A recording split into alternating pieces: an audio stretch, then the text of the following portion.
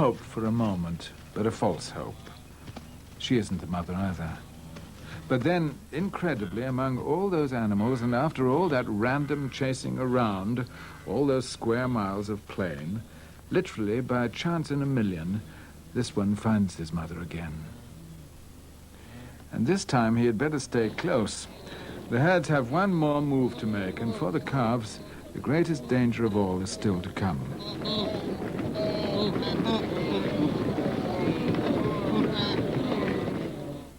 They're making their way towards two lakes, Masek and Lagaja, that lie on the western edge of the plains.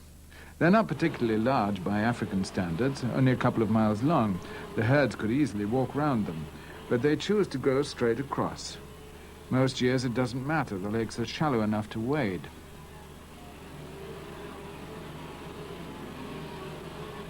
But there has been heavy rain this year. The wildebeest are going to have to swim, and this includes the young calves.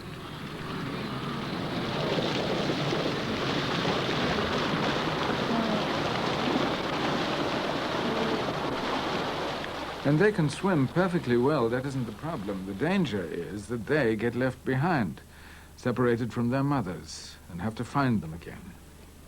Soon there are hundreds of them lost on the shore, and all the time more adults and more calves are swimming steadily across the lake.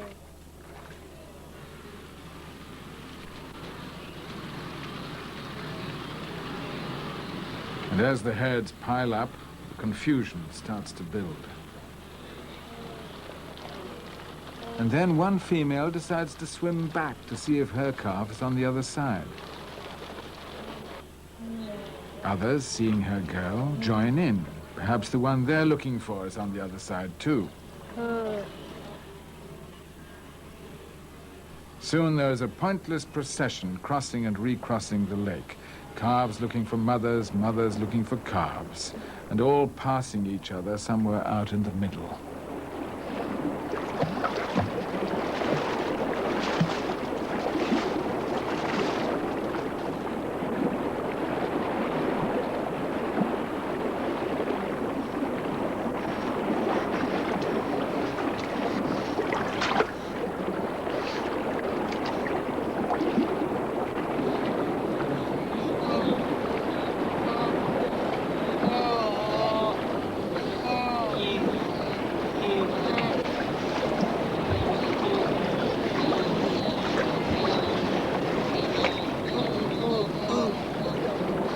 With each crossing, the weak get weaker and slip below the surface.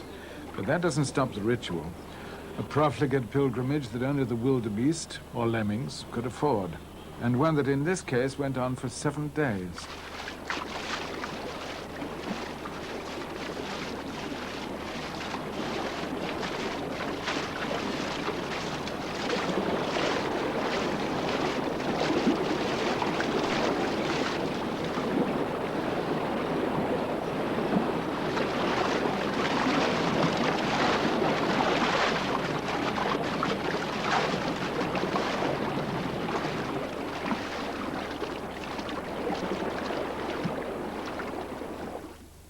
And then at dawn on the 8th day, the last sacrificial calf splashed ashore. And as it did, it ran through the bodies of 1,500 dead calves lying in the shallows, while another 1,500 ran bleating through the bush.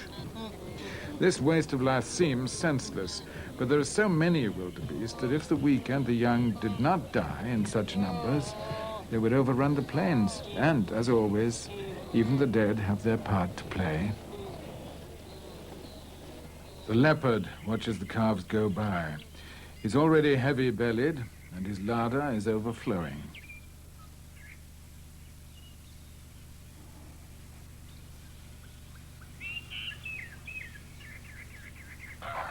The bodies of those that died in the lake will enrich the water, making it a better place for the flamingos and other wading birds.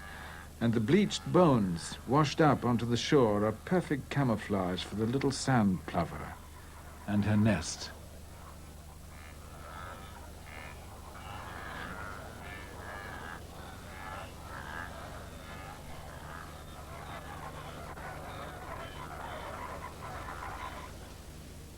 So now, at last, the wildebeest are home, back on the plains, green and welcome in an April mist.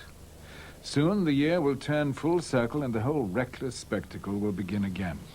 But now the herds are at peace with the grass, and the solitary bull, grunting quietly on his new territory, finds no challengers. This is the Olduvai Gorge, a deep, winding gash that runs for miles across the eastern plains. The wildebeest cross it every year, but it's no obstacle for even the youngest calves.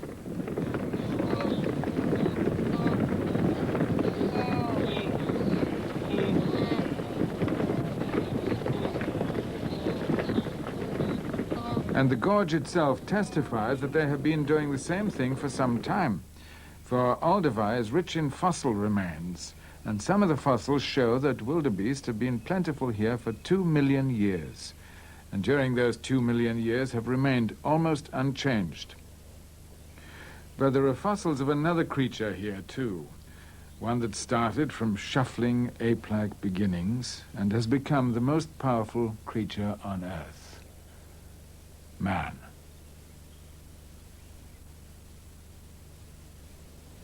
The wildebeest haven't changed in all that time. They haven't needed to. For though they may choose some bizarre ways to die, they have found a spectacularly successful way to live.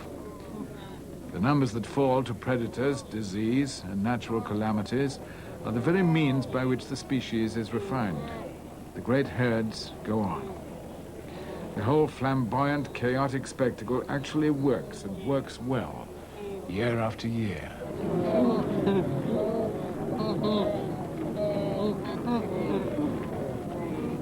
But it's a way of life that demands space, enormous space.